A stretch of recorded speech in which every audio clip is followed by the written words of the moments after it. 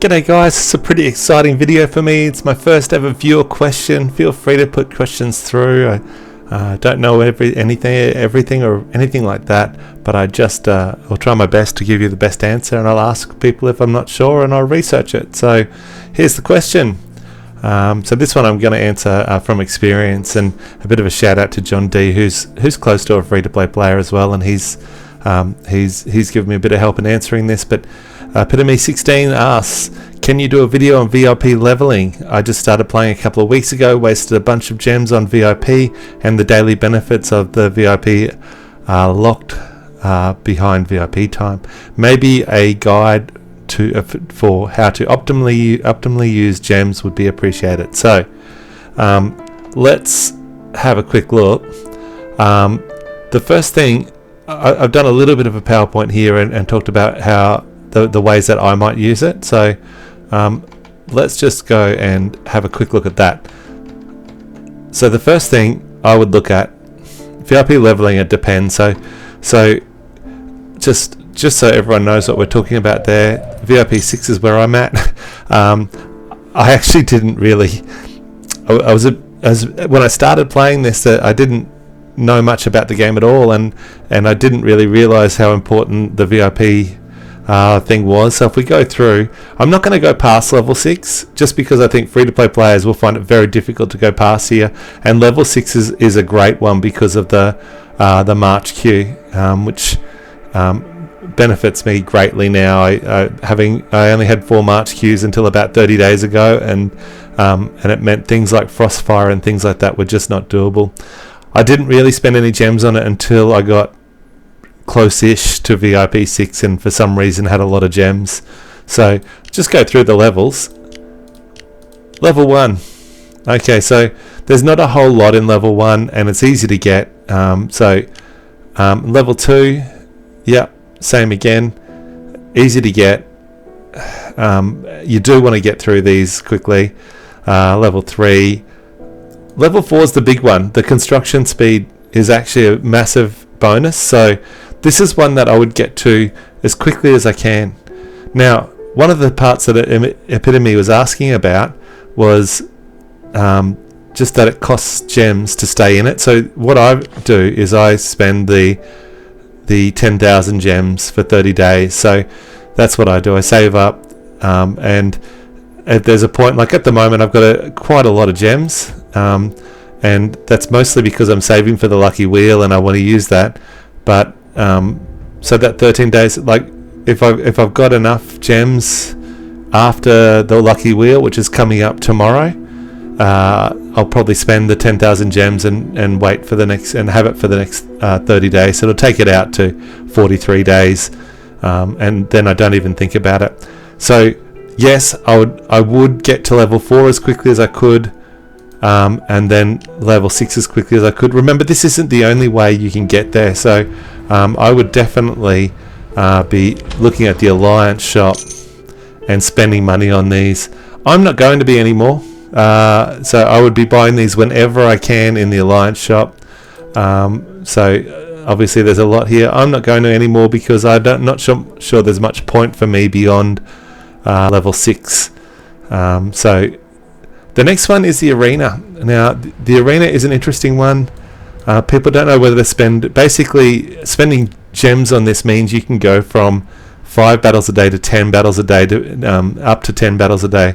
So it depends on what your plan is, and I tend to do my battles early in the day, which is actually a massive mistake. But I know that I forget if I leave it too late, so I just get them done early. And so I'm in 63rd place, and I'm probably going to be knocked out of the top 100 before the season's end, before the day ends.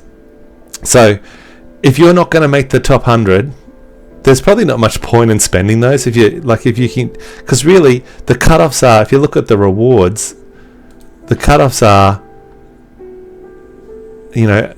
excellent stuff in the top 10, great stuff in the top 10.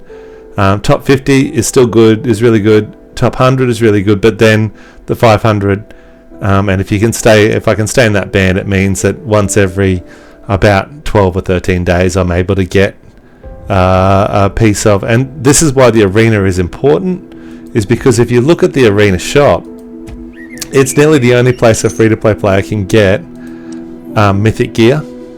So this stuff here, that's really one of the few places you can get it. Sometimes you can get lucky in a lucky chest, as you've seen in every video that I've done. I've not been lucky very often, so that's what I'd be looking at. Okay, so arena, my tip is only spend if you're going to get into the next tier or to stay in the tier you're in.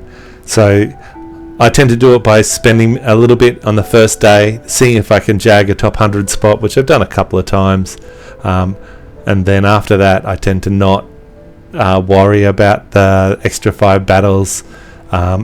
Maybe I might, just before reset, just check that I'm in the right spot, and then if I'm not, I might do a couple of battles and get back into the right spot. So that's kind of where I would leave the arena. The lucky wheel, I didn't really realize how important the lucky wheel was until later, which is a bit annoying, because for me the lucky wheel would have given me a really good version of Flint, and you see my Flint's a 4-star. He would look so much nicer as a 4.5 star, which I think I could have got him to pretty easily if I'd understood the game a little bit better. He's good enough as he is. He's obviously my best infantry hero, but having, you can see the jumps, another 50,000, and if I'd done that 3 times, we might be looking closer to, I know 150 makes sense, but each time it goes up a bit more, so it might have been closer to one extra 175, and he would have been probably my best hero. A lucky wheel, definitely.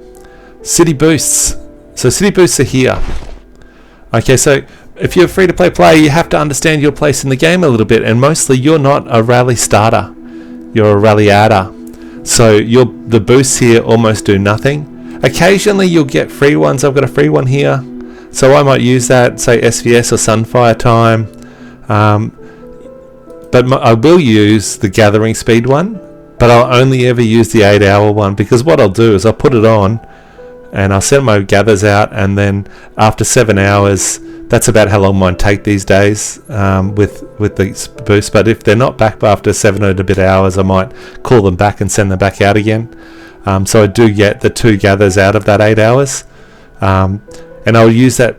I'd use that semi-regularly if I'm low on resources. I'd use it regularly if I'm low on resources. It's only cost 250 gems, so it's not a big spend. The next one's an interesting one, the troop capacity. So I would never do the 24-hour one. The troop capacity one is an interesting one. So for me, it changes the troop training from about 1,000 to about 3,000. It doesn't really increase the speed, it just increases how many you can do. So it means that instead of my training taking 13 hours and getting 1,000 troops, it takes just over a day and a half, and I get 3 and a bit thousand troops. So that's kind of what it does. And the reason why it's a good idea to use it is only on days like, and I'll show you where I've got, there's an event here coming up. Day 4 is troops, so is day 6 troops. So what I would do is day 4 is troops, I would actually halfway through day 2, because I've worked out, I know how long it takes me, I'll get the Ministry of Education halfway through day 2, and I'll put my city boost on, and then I'll get a truckload of points for this event at the start of day 4, and I can still get more throughout the day by training more troops. And then I'll do the same here. Halfway through day 4, I'll try and get the Ministry of Education again, so that I can get a truckload of points on day 6. So that's when I would use the city boost. Hall of Heroes is on at the moment. Look, it's not really for free to play, I don't think. There are exceptions. So these ones, things have come down in price here. Like Flint's come down to 8 tickets. So the thing is, I need 100 shards to get Flint to the next level. And so you can buy 150, 8 tickets. What's that? It's about 18 shards, which really is a long way off getting me to the next level. So I have to be a little bit wise about how you spend those. So those shards, those 18 shards, they're going to, it's going to take a few times to get Flint to the next star because it's 100 shards. But maybe the widgets. So widgets are very hard to come by. That might be something that you think is worthwhile. So, but generally, I'm not going to be spending much on those, particularly early on. So maybe at the stage I'm at now, what are we at? 5 months in? I would consider using them in the Hall of Heroes. The last one's massive. WC broadcast. So we're talking about. I won't go there because there might be stuff in the chat that people don't want to. There we go. We're talking about in here using this broadcast button, and that way everyone in the state gets to see something. So it's I use it because I think my friends deserve a shout out on their birthday and stuff like that. So very occasionally I might spend the 400 gems just to say, yo, hey world. Or if I've got a positive affirming message that I want everyone to see or hear, I'll chuck it out there. But other than that, that's it. So hopefully that helps answer your question, epitome of how I would use gems in as a free-to-play player. So thank you again for your question. I hope that was a suitable answer.